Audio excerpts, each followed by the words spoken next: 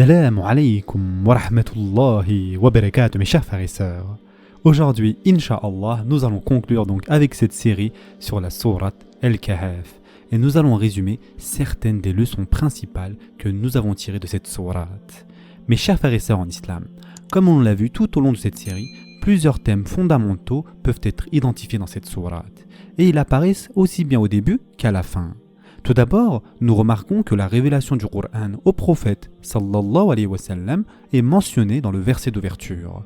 Et en effet, Allah Azza wa Jal dit « Louange à Allah qui a fait descendre sur son serviteur Mohammed le livre, et il n'y a point introduit de tortuosité, c'est-à-dire d'ambiguïté. » Surat Al-Kahf, verset 1. Parallèlement, le verset mentionne que le Coran a été révélé au prophète sallallahu alayhi wa sallam. Ainsi, l'accent est mis sur le Coran et son rôle, et c'est pourquoi, en plein milieu de la sourate, Allah Azza wa Jal dit « Watlu ma uhiya ilayka min al-kitab » récite ce qui t'a été révélé du livre. L'importance du Coran et sa récitation est donc clairement établie ici. Nous remarquons également que la sourate commence et se termine par la mention des récompenses et des châtiments, si bien que le début et la fin de la sourate Al-Kahf traitent tous deux du paradis et de l'enfer. La sourate débute et s'achève aussi avec le thème de la prophétie de Mohammed sallallahu alayhi wa sallam, de son rôle et de sa mission. Le tout premier verset donc met l'accent sur le prophète sallallahu alayhi wa sallam en tant que abd, c'est-à-dire en tant que serviteur d'Allah Azza wa Jal. En effet, Allah subhanahu wa ta'ala a dit « Alhamdulillahi alladhi anzala ala abdihi al-kitab » Louange à Allah qui a révélé à son serviteur le livre. Tandis que le dernier verset déclare « Qul innama ana basharun mislukum » Dis, ô Mohammed, je suis en vérité un être humain comme vous. Voilà donc l'équilibre accordé à notre prophète, sallallahu alayhi wa sallam. Il a reçu la plus haute et grande éloge en tant que abd d'Allah Azza wa Jal, tout en étant également un bashar, c'est-à-dire un homme. Nous ne l'élevons pas au-delà de ce qu'il mérite. Et astaghfirullah al-azim, nous ne le rabaissons pas non plus. Il est abdullah, il est rasulullah et il est bashar. Un serviteur d'Allah Azza wa Jal, il est le messager d'Allah Azza wa Jal et il est un être humain, rien de plus.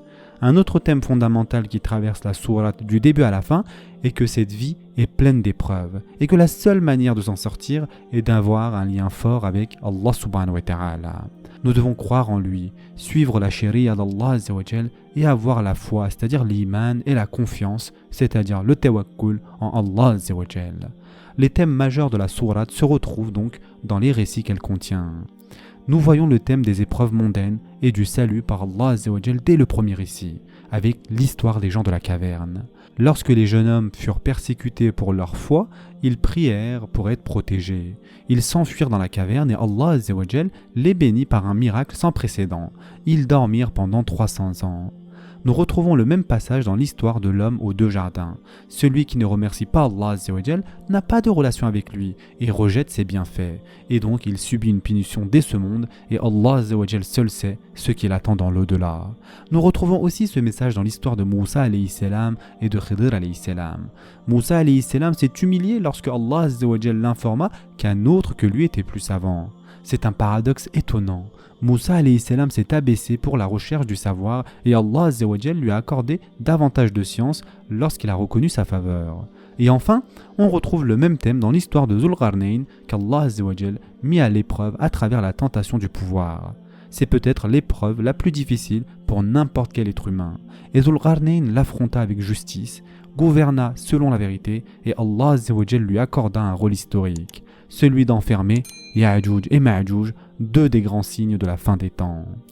Mes chers frères et sœurs en islam, quels sont maintenant les bienfaits de la sourate Al-Kahf? Parmi les nombreux bienfaits de cette sourate figure bien évidemment la louange constante d'Allah Azza wa Jal en tout temps. La sourate commence par Alhamdulillah, c'est-à-dire louange à Allah. Et les gens de la caverne louent Allah Azza wa Jal. Dans l'histoire de l'homme et des deux jardins, le second homme loue Allah Azza wa Jal en disant Lakinna huwa Allahu Rabbi, mais c'est Allah mon Seigneur. Et Al-Khidr alayhi salam loue également Allah Azza wa Jal et déclare que ses actions lui ont été accordées par Allah subhanahu wa ta'ala, attribuant ainsi tout bien à Allah Azza wa Jal seul. Et lorsque Zulqarnayn construit le mur, il dit Hada rahmatun min rabbi. Ceci est une miséricorde venant de mon Seigneur. Ainsi, l'ensemble de la sourate nous rappelle l'importance de louer Allah Azza wa Jal et d'attribuer tout bien et toute bénédiction à lui seul.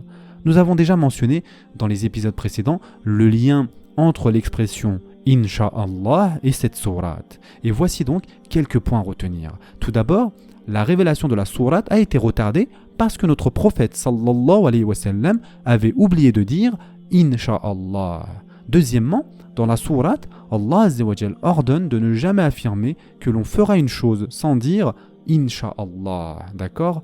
Troisièmement, toujours dans la sourate, Moussa alayhi salam dit Satajiduni insha'Allahu sabiran. Tu me trouveras si Allah le veut patient. C'est un rappel subtil que même Moussa alayhi salam dit Insha'Allah. Et enfin, quatrièmement, nous avons l'histoire de Ya'juj et Ma'juj où il est dit que le jour où leur chef dira Inch'Allah, demain vous continuerez, ce jour-là, le mur restera dans l'état où ils l'avaient laissé et ils pourront finalement le franchir. L'expression Inch'Allah est donc liée à tout le concept de dhikr, c'est-à-dire du rappel d'Allah que l'on retrouve dans la sourate. Un autre bienfait de la sourate Al-Kahf est qu'elle nous enseigne que les musulmans doivent se soucier sincèrement de toute l'humanité. Nous devons avoir une préoccupation réelle pour le bien-être spirituel et physique des autres. Notre prophète, sallallahu alayhi wa sallam, est décrit comme étant plein de tristesse pour sa communauté parce qu'elle ne croyait pas. Une tristesse si intense qu'elle lui causait du chagrin et de l'angoisse. De même, l'homme des deux jardins est montré en train de conseiller son compagnon. Et dans l'histoire de Dhul Qarnayn, celui-ci se porte volontaire pour aider un peuple menacé par Ya'juj et Ma'juj. C'est une autre manifestation de la compassion pour l'humanité. Tout au long de la sourate, on perçoit donc une volonté sincère d'aider les autres. La sourate nous enseigne aussi à faire preuve de prudence lorsque l'on parle sans connaissance. Dès le début, Allah Azza wa Jal met en garde contre ceux qui lui attribuent un enfant ou parlent de lui sans savoir. Et en effet, Allah Azza wa Jal dit « Et pour avertir ceux qui disent « Allah s'est attribué un enfant », ni eux, ni leurs ancêtres n'en savent rien. Quelle monstrueuse parole que celle qui sort de leur bouche. Ce qu'ils disent n'est que mensonge. Surat Al-Kahf, versets 4 et 5. Nous voyons également qu'Allah Azza wa Jal critique ceux qui spéculent sur le nombre des dormants dans la caverne et la durée de leur sommeil. Et en effet, Allah Azza wa Jal dit « Ils diront, ils étaient 3 et le 4e était leur chien.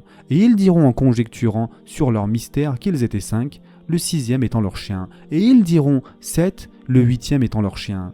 Dis, mon Seigneur connaît mieux leur nombre, et il n'en est que peu qui le savent. Ne discute à leur sujet que d'une façon apparente et ne consulte personne en ce qui les concerne. Surat Al-Kahf, verset 22. Cela nous enseigne, mes chers frères et sœurs, une chose très importante. Le fait qu'il ne faut pas parler de choses dont on n'a aucune connaissance, ni débattre inutilement de détails secondaires que seul Allah Azza wa Jal connaît véritablement. Tout au long de la sourate, nous trouvons des exemples clairs où Allah Azza wa Jal met en garde contre le fait de parler de lui ou de sa religion sans connaissance. Et ceci est particulièrement vrai à notre époque. De nos jours, il existe une pseudo-connaissance. Souvent, les gens pensent qu'après avoir lu 5 livres, écouté quelques conférences sur YouTube, fait quelques recherches sur Google, ils détiennent un savoir solide. Mais comme la sourate Al-Kahf nous le montre, la réalité est tout autre. Toute personne souhaitant devenir un alim, c'est-à-dire un savant, a besoin d'un enseignant réel, un mentor, un tuteur pour l'accompagner dans son apprentissage. La relation maître-élève est essentielle pour devenir un véritable savant. C'est ce que nous voyons dans l'histoire de Moussa alayhi salam et de Khidr alayhi salam. Moussa alayhi salam a demandé à Khidr de l'accompagner, car ce que nous retirons de la lecture des livres n'est pas toujours compris comme il le faut. Il est possible de mal interpréter ou de lire des ouvrages erronés ou trompeurs. C'est pourquoi il est indispensable d'avoir un enseignant pour guider l'apprentissage et corriger les erreurs. On va s'arrêter ici pour aujourd'hui. La prochaine fois, nous terminerons avec le dernier épisode de la série Inch'Allah. En attendant, prenez soin de vous mes chers frères et sœurs et à très prochainement, Inch'Allah.